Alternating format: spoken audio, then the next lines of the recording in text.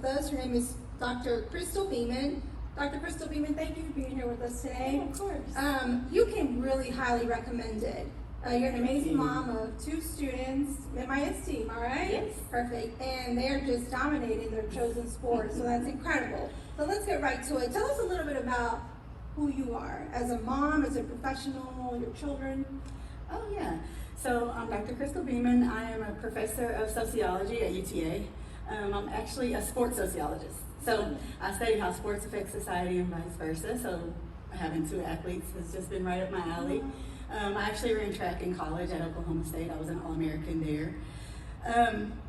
I have a son who just graduated from Lake Ridge, who will be going on to play baseball at Texas A&M. I'm really excited about that. He actually leaves in 2 weeks, so we're starting to pack up, so I'm getting nervous. And then I have a daughter who is one of the top 10 track athletes in the country in her class. So it's just really exciting times right now for both kids as they're growing and developing, and I'm able to use my skills as a, not just as a mom, but as the, research that I've done in the past on sports and society and how that affects kids growing up. And I'm able to use all that as a mom because they both have chosen to be athletes as well. So it's really great. All right, so congratulations on your son going to A&M. I'm sure that is very exciting. It is. So how do you balance being a mom of 2 students who are high performing in their sports? Because I'm sure there's a lot of demand.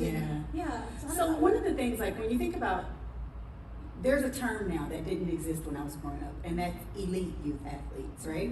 So we were all youth athletes when I was growing up. Everybody played sports, and we were all good at them, and we all did go on to play, college sports. But this idea of an elite youth athlete is kind of new, right? And so both of my kids kind of fall in that category. They're top, ranked in the country, and they play, national tournaments and run national track meets. So having that, you can't just take them to practice. Right. They have lessons, and my son has hitting lessons and a mental coach, and he does personal training, and he's a nutritionist, so all of those things, right?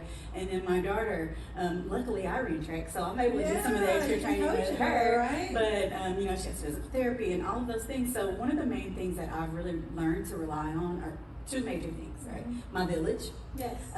So when they were young, I'm a newlywed. I've only been married a couple of years. My husband is an oral surgeon here in Mansfield. But prior to being married, I was a single mom. And both kids were ripping and running. And so my mom would take, my daughter here, and my friend would take my son there, and then we would crisscross. And it's so funny that we had this interview today. I want to read you a post that I posted 7 years ago today, actually, on Facebook.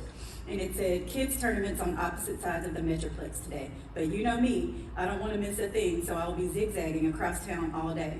An hour drive between locations, so please pray for safe travel and no traffic as I have everything planned down to the minute. LOL. Also, pray that I don't eat any Snickers or cold Reese's at the ballpark, right? So, it was really just relying on the village, but also planning. I put everything in a calendar. I used to use a paper calendar. I'd get the big calendar and I'd write everything down. But now I use my iPhone calendar, and we have a shared family planner. And so every day I try not to look too far out because, like you said, the days are so long. But every day I look, okay, Trey has hitting, Eva has physical therapy, and I kind of do that day to day. And those are the things that I've just really come to rely on is my village and my planning. And my husband's just been a godsend. He'll fly to Atlanta with Trey and watch him play a couple of days, and then we'll crisscross. I'll fly to Atlanta, he'll come watch her. So it's just really just relying on help, but also, making sure I'm planning everything out literally to the minute. Just like that. 2 things, relying on your village and your planning. Planning is amazing. That's good. Yes. So how have sports helped your children in school and in life? I'm a huge proponent of children playing sports, whether they're good at it or not, right? Mine happen to be good at it, but either way, I think that sports are just so important in character development because there's so many things that you learn as an athlete that I don't think you get other places because you're pushing yourself mentally and physically. Some of the things that I think really help fine-tune, that sports really help fine-tune with working with me as a mom, partnering with me as a mom, as developing a good work ethic and time management. Like I said, with the sports that they've chosen to play, they're very, very time-intensive sports. There's lessons, there's extra training, all those things. And so you really have to develop that self-motivation and that work ethic, the want to. Yes. And they both have that. And I really, attribute that to their success in sports. Now, of course, that's going to, cross over into the classroom. Yes. You have to have great time management skills to be a great student, right? And so that crosses over where they've learned how to, I have this time to do this and that, and they're really able to manage that time. Another thing that I think is important that sports has helped partner with me in raising them is confidence and accountability.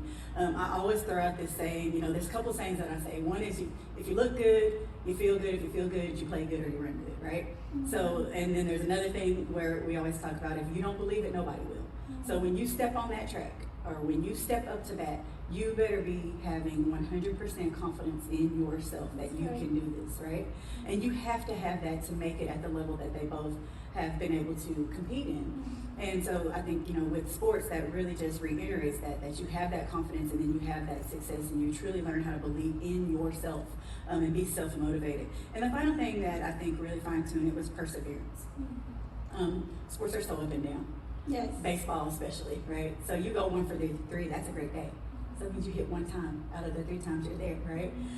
You can be as prepared as you want to be, and like with my son, he's a big power hitter. So people don't pitch to him. You might get to a tournament, we've been to a tournament, we drove an hour away, and they put him on base every time. They just pointed to first base, right? So you have to learn how to have that grind and that perseverance no matter what. My daughter this year, first track meet out of the gates, she runs the #1 time in the nation in the 100 and the #1 time in the nation in the 200. 2 days later, she finds out she has to have knee surgery. Oh. So she has really had to learn how to say, okay, this is a setback. Yes. But I have to work hard, and she has worked so hard to get that knee back going, and physical therapy and working on her own. It's just been amazing to watch her as a young 14-year-old learn how to really just, grind it out and work hard, even though the payoff she may not get to run again until December, right? But she's having to work now. And so that's learning how to just really have that, work ethic, but also have that perseverance and keep your head down and working hard. Now, all of those things are going to translate into life. They're going to translate into their careers. They're going to translate into their college. They're going to translate into their marriages one day, right? Just learning to put those pieces together that you learn in sports. That was so good. And what really caught me to think right now was one of our next questions that we wanted to ask you was, were there times when your kids did not want to practice or continue? And so your daughter just had a setback. Mm-hmm. And so she could have easily said, no, I'm done, we'll do something different. Yeah. So has that ever happened to you, and how did you handle it?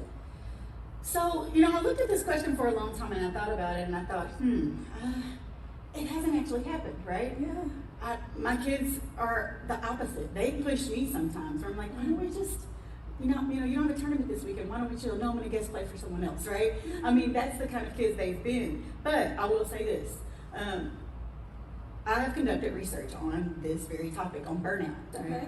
And so I knew beforehand what causes burnout. One of the main reasons why burnout happens with young kids is a phenomenon called athletic identity foreclosure.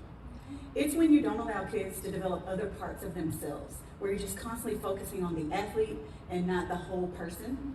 And so that causes burnout really young because they just don't have any other outlet. I really tried to make sure that both of my kids developed as a whole person, that they were active in other things. They were active in church. They were active with their family. They were active with other people besides teammates. So it wasn't just, sports. You're an athlete. It was, you're a wonderful young man. You're a wonderful young woman. You're a child of God. You can do this. You can do that. And we really, my son loves horses, and he's, been a cowboy all his life, right? Riding in rodeos and all of that stuff. So I made sure that they had outlets outside of sports, so that sports, didn't become just a job, and they didn't burn out young. So I can say that they haven't experienced that, but it was very strategic on my part to make sure that they didn't experience that. And that's good advice for parents that are listening, to make sure that we focus not just on the sports and push that, but on our whole child. That's really, really good. Mm-hmm. So what has been your biggest challenge with being a working mom, having active children, and just other life demands? Now you're a newlywed. Yeah. So tell me, what's been the biggest challenge? So I will tell you that the biggest challenge is self-care. There have been so many times that I've had, one of my really good friends, my sorority sister, she'll pull me back and say, hey, what have you done for you? What are you doing for you? And I can't answer that question. There are so many things that I do that pull from me, being a mom. Also, I'm the head coach over the girls part of my daughter's track team. So I've had a coach all summer, even though she's not running, right? So I've got 100 and something girls that want to hug me and talk to me every day. And then I have my students. You know, I teach about 500 students a semester sometimes. So they're pulling for me. And so I'm constantly giving parts of myself. And I had to really remember that I am a person, right? And my mental and my physical health are very important. And if I don't prioritize those things, then I have nothing for the people who love me to pull from. And so I really, really have to take a step back and start taking care of myself. So I make sure, no matter what, I get up every morning and I go to the gym. I might not work out hard sometimes I might, but I have some great friends there that we've been working out together for years, and we sit and we laugh and we work out together. You know, I go to the cycle class and the instructor there, she's so much fun and she's so vibrant, and I pull from her sometimes, right? And I just make sure that I take that time for me. And when I'm at the gym, I don't answer phone calls, I don't answer emails, I don't answer the kids, right? This is my hour and a half, 2 hours that I'm just gonna take care of me. And that's been something that it was a challenge. It's a challenge to think about yourself when you're a mom, right? Especially when I was a single mom. It was such a challenge to think about myself because I wanted to make sure that I poured into my kids, you know, poured into everything. And that's a great thing. But when you have nothing to pour, you don't benefit them. So I think the biggest challenge for me has just been learning how to take care of myself in this process so that I can support them fully. That's really good. That's a good reminder for everybody, and even for myself. A lot of times you can just get so caught up in them. You're just like, hey, what about me? Exactly. And it's okay to say me, right? Extend that grace to yourself. So thank you. That's really good. So are there any tips you would give parents of kids who are active in sports? So this will sound pretty cliched, and it'll sound pretty simple. But I think the number one tip that I can give is have fun. They get to be 10 one time. They get to be 13 one time. They get to be 16 one time.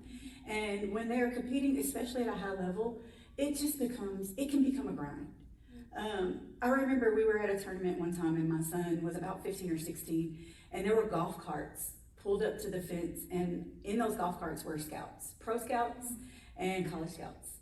And I looked at my son and I knew he wasn't having fun. He was tense. He was performing. He wasn't playing baseball. He was trying to perform baseball, right? And I thought, oh man, this is not going to go in the direction he wants to. And so we pulled back, we had a talk, and I said, listen, this is a game. It's meant to be played, and it's meant to be fun. You love this game. This is something that you have loved since you were 6 years old. Play this game like you love it. Don't try to perform for anybody that's watching, and have fun. And literally, he was 15 or 16, but I had to remind them to have fun. He started back having fun. I want to say he batted like 500 that season, right? Because he just started back putting the fun into it. And that's something that I think we overlook a lot of times because, again, that word, elite youth athletes, right? They're elite, they're ranked, they're scouts there. They're, all these posts. My daughters have had posts that have gone viral, millions of views, right? And that's great because it's going to help them one day in their NILs. And at some point it will be a job. In 2 weeks for my son, baseball will be a job.